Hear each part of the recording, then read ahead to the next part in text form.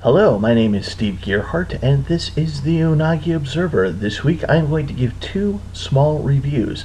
First one is Jiro Dreams of Sushi and One Punch Man.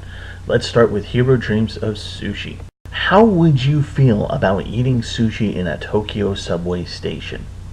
Now, how would you feel if I told you that there is a sushi restaurant in a Tokyo subway station that has earned 3 stars from Michelin critics? This is what Jiro Dreams of Sushi is all about.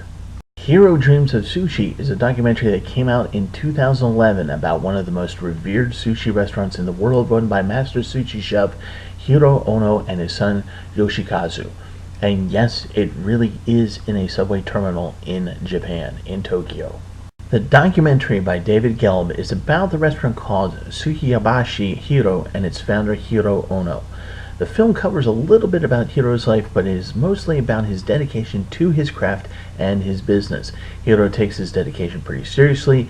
He really doesn't take vacations except for emergencies, as in funerals. That's really the only reason why he leaves his restaurant.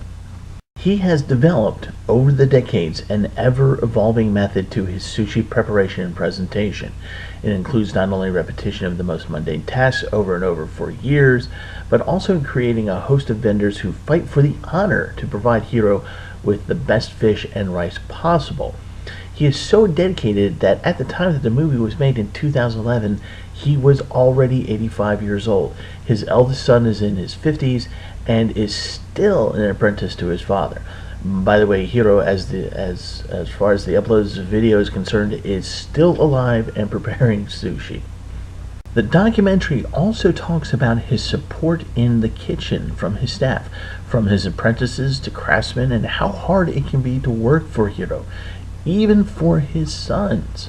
Jiro Dreams of Sushi is a first-rate film to watch if you are into sushi or just a foodie in general.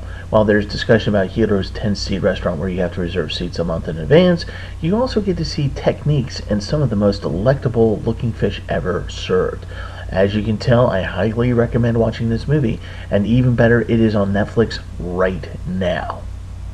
So a little under a year ago, I had the pleasure of aimlessly walking in on the second episode of One Punch Man during the 2016 Otakon convention. It has been a while where an anime has made me laugh that much out loud. That anime would have been Shin-Chan. I found One Punch Man hilarious due to the fact that the whole thing is a parody of superhero anime. Usually when I talk about anime, I make mention that it is normally taken from an original manga. This is kind of no different, except that the manga is originally in digital format as a webcomic and not an actual paper manga. The author of One Punch Man is a guy who calls himself One. One has been doing this web anime since 2009, and it appears to be continuing. There's been about 114 chapters thus far. The anime itself is pretty new, having just started in 2015 and released in the US late of that year. And best of all, there is a second season on its way. The animation itself is pretty top-notch, and it has a catchy title song called Hero by the popular group known as the Jam Project. Even the song itself is a parody of hero anime. The plot of One Punch Man is fairly straightforward. One Punch Man was once a salaryman who was fired. As he was walking through Tokyo one day to try and find a job, he encountered a villain that decided out of pity to let him live as he looked to be already dead inside. The villain mocked him some more, then proclaimed he was actually after a kid who had drawn nipples on his shell. That's the best way I can explain it. After seeing the kid and defending him against the villain, he decides to become a hero for fun and trains and fights crime for 3 years, and in the process losing his hair, so he's totally bald. The kicker is that he becomes so powerful, so overly powerful, he normally defeats his opponents in one punch, hence his name.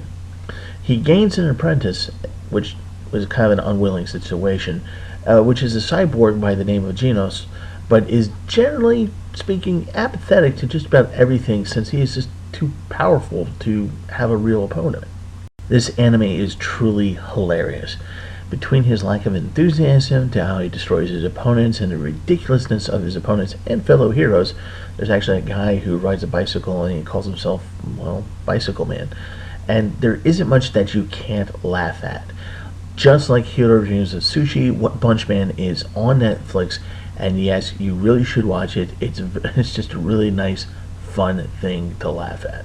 Alright, that's it for this week. My name is Steve Gearhart. This is the Unagi Observer, and as always, thank you for watching. I really appreciate it.